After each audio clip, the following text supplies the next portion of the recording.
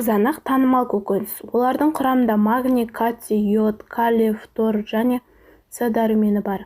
Дегенмен кейбір аурулары бар адамдар қызанақты жеуден сақ болған жөн. Оның айтуынша қызанақтың әбден қызарып піскенін жеу керек.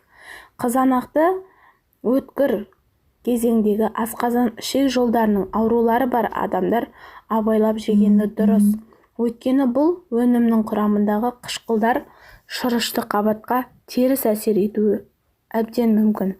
Қызанақ жегеннен кейін асқазан жарасы, гастрит, панкреатит бар адамдар ыңғайсыздықты, ауырсынуды сезеді. Сондай-ақ нитраттар қызанақта көп жиналуы мүмкін. Оны жемістің сыртқы түріне қарай анықтауға болады. Әрқашан қызанақтың кесілген жерін қарауыңыз керек. Үлкен тамырлары көп болса, әсіресе сары тамырлары болса, онда қызанақ нитраттармен қоректенгені анық.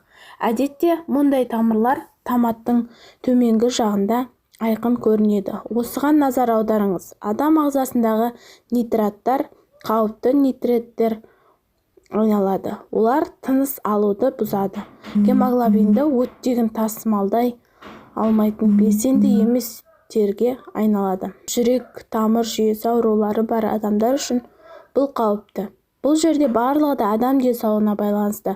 Орташа норма күніне 3 қызанақ. Дені сау жас жігіт 3 қызанақты да бір уақытта жей алады. Ештеңе болмайды. Ал егер асқазан ішек жолдарының проблемалары бар болса, бірден артық жемеген дұрыс. Өйткені ол асқазанды қолайсыздықты тудыруы әбден мүмкін. Видеоны соңына дейін көргендеріңізге рахмет. Тіркеліп, лайк басып, қоңыраушаны басып кетіңіздер.